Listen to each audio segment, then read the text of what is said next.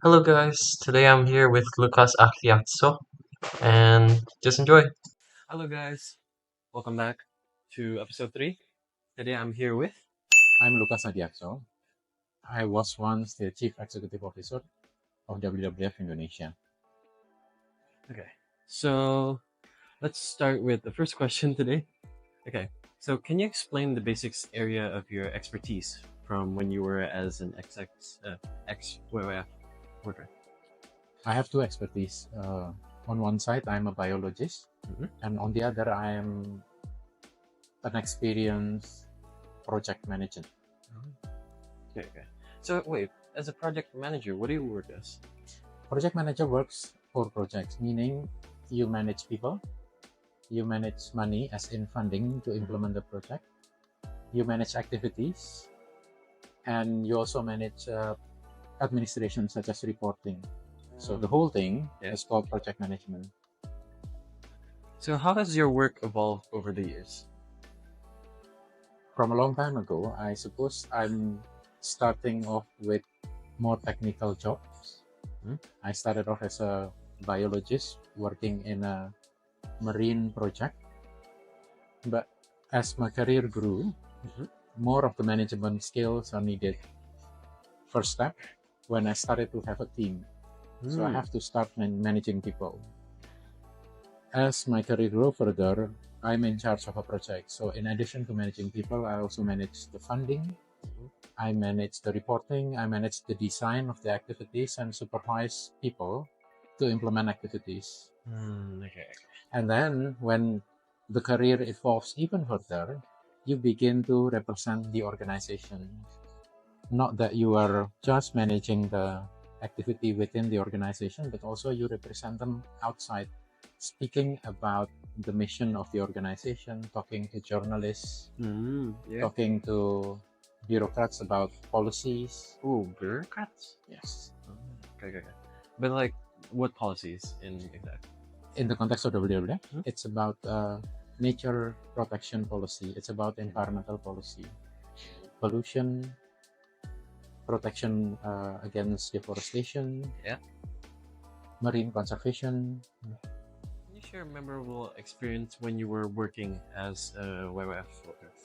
Oh, quite many. A lot has to do with me going to nature. One experience was me swimming next to a whale. Ooh. In What? another, blue whale Ah, in eastern Indonesia. blue whale? Yeah. Mm-hmm. Whale shark I see many times. But one other memorable experience was the one opportunity for me to get very close to the last Javan rhino in Kalimantan. There was a project to capture that individual and transport it to a nearby sanctuary. So I was involved in the management of that project, and when eventually the animal was captured and transported, I get to see it face to face and feed it with my hand. Ooh. So that was wonderful. Can you emphasize what was the individual? A Javan rhino that lived in the forest of Kalimantan. Just when you were working as a WWF in like WWF. To me, science, biology is always my passion, so I have no challenge whatsoever. But it has always been challenging to manage people. Yeah. People with different skill, people with different mindset and expectation. And so I suppose in any job, as you grow into the career, it's about people management that you need to learn more. And that's where the challenge is. Yeah. For like this career, like what to learn, what to pursue for, maybe. Well, first of all, to be able to excel in your career, you have to love what you do. Right? Yeah. So start with that. Whatever that you love, you study. But then as you get better at it, you begin to learn other skills that are useful to help your biology or whatever technical interest into a real career. And that involves what I experienced before. You learn about other skills to help you become better in what you do. Because if you say like engineering, designing an engine is your passion. but who will develop the marketing for it? Yeah. You need to be able to communicate your idea to people, and so your idea is taken on. Yeah. And so those are when you learn about other skills. And don't worry about it, because it will come along. But first, have a technical skill that you're really good at and something that you love to do. Don't force yourself to do things that you don't like. Okay. So let's just say, they're just working because of this, because of this. Well, I can give you two examples. The simplest one is that organizations works to ensure nature is protected, to help people live in good harmony with nature and benefit from nature ever after. So it's not just you, but when you have kids later on, when you have grandchildren later on, they will still enjoy the clean air, the plentiful fish in the sea, and so forth. So that's the mission of the organization. Misconception. Somebody called me, hey, there is a lost cat in front of my house. Can you rescue it? They just ask you just because because he's a biologist, Yeah. maybe he'll know something. Yes. Yeah. And so, just like any other organization or business, they consist of professionals. They're not just activists that works to protect the nature regardless of their own well-being. Fair enough, because you need to be well-rounded to be in the industry. Okay. So, are there any upcoming trends or areas of growth back then when you were still working that you kind of saw and then people didn't quite understand or didn't quite see? Well, I think the trend is continuously evolving, but also it's something that is foreseen by many. Often when you see that it seems people don't believe in it, the reason is often because it doesn't make economic sense. For example, in the old days, who would want to drive an electric car? Nobody. Yeah. Now it's affordable. People really have to use it, because otherwise you have to go through the odd and even numbers plate, the ganjil and genap. Yeah. And so it suddenly makes sense. So one development trend is we are moving from engine that use fossil fuels into cleaner electric cars. Yeah. Two, we used to talk about the best way to sell things is when we have good packaging. Now, you remember just 5 years ago, good packagings are all plastics. Yeah. With very glossy logos and things. Things has changed. Now, most expensive products are wrapped in papers because it's more environmentally friendly. Some has gone even further by only using recyclable wrapping papers. Yeah. Plastic is the thing of yesterday. And they used to use plastics for fancy products. Now what do they do? They recycle them. Some of the best recycling is to blend them into tarmac, asphalt. So 5% of our asphalt in the roads are now came from recycled plastic that cannot be used for other products. And you did talk to bureaucrats, right? Yes, that is one line of career in For what you work as. It's very wide-reaching. I never expected it to be that far wide. Yes, one other element that you need to learn about, everything takes teamwork. So when I talk about these things, it's not me doing it. It's a whole team work. So there are people who are expert in communications. There are people experts in plastic engineering. I contribute as a biologist. Yeah. But there are also many other skills that are working together to make the change happen. It will never be the work of one single person. So another skill that you will learn as you go along is teamwork. The impact on the world? I would say 10. This one might be a little bit more personal, but pay. It's not the best pay, but it's okay, because sometimes people work for income, and when they have made enough income, they might want to contribute their skill and time for a bigger cause. Yeah. For me, it's environment. So I've made money more in some other career path, I spent 4 years in WWF, Mhm. and now I work for another reason. But when I was in WWF, I consider myself it's my contribution to nature. Yeah. It pays okay. It's not the best pay, but as you see in my ratings, it's very satisfying. Yeah. Do you have any part of your job that you especially like enjoy? So like let's just say rescuing animals, maybe like Exactly that. researching. Yeah, yeah. Going to nature. Nah, I would probably imagine that as well. Any part of your job that you especially hate, maybe? I wouldn't say I hate, but something that is harder for me to do.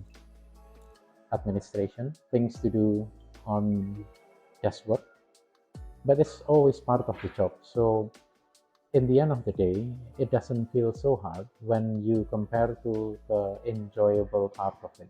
So there are enjoyable part, there are harder part to do, but overall, it's still enjoyable job. You know, specific reasons. Let's just say the people around it, maybe because it's like it took a long time, something like that. Of course, there are challenges in those not so interesting jobs. One, it takes a lot of time.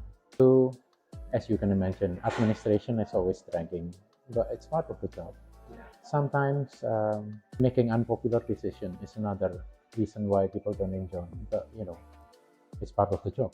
You have to make decision for the organization, not to make people happy.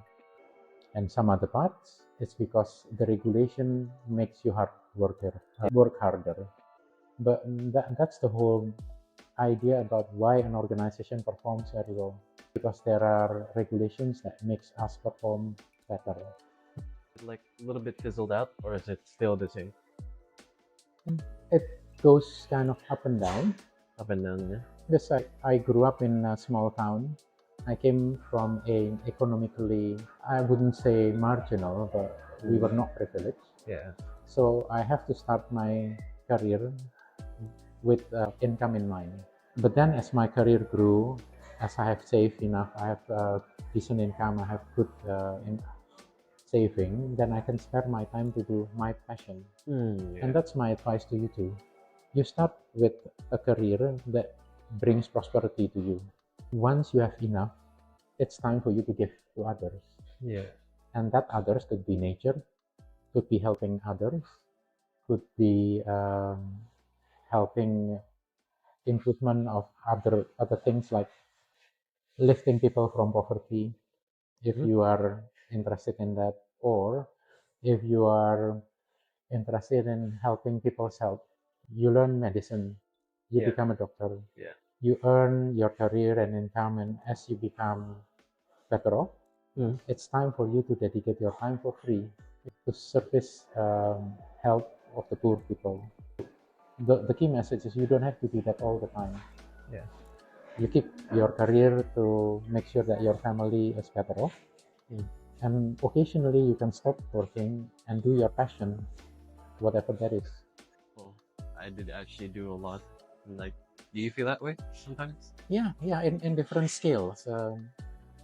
Two things really. Number one, you need to remember, even Bill Gates and Zuckerberg was once also a student and a young person like you. The fact that they became the top of the top, that is them, but you will have your own top. And so your dream is the energy that keeps you going towards that top. And your top might not be the same with others. Yeah. So you need to love what you do and appreciate your achievements, because that will get you to the top. Different people will end up in different places, but that's okay too. I'm here and I'm happy and I'm proud of what I do. Somebody like Zuberg is up there and happy where they are, and you will be too at one point. Like hard times when you're like working. Many. And to tell you the truth, I don't think there isn't any job that goes without hardship. Yeah. That is part of the challenge of working, but also the things that make you stronger and better and smarter. And so you need to embrace the hardship as challenge that will get you out of there as a better person. Again, that way of looking at it is part of your dream. If you see your dream in front of you, those things will be, will not be a big obstacle. You will get over it. Yeah. Now, lastly, what were the differences that you see within yourself and comparing to you now From then, from then? I guess I was simpler then. Mhm. My dream and my thought was very straightforward. But as I learned, the world is not that simple. Yeah. But the good thing about this is that whatever it's not simple, you can always learn to overcome it. Yeah. Okay. Because if I want to work as like an engineer and such, there's definitely going to be some things that are going to be blocking me, and like you always have to go through it, regardless of what. Because if it's your passion, True. That's why you have to do what you love, because when other backs off, you continue. yeah. Okay, I think that should be all. Yeah, you can finally eat now. But I think that's all for today, guys. Okay. Yeah. Bye bye. See you next time. Thank you guys for watching this video. I hope you found the information very well with our guest today. And see you next video.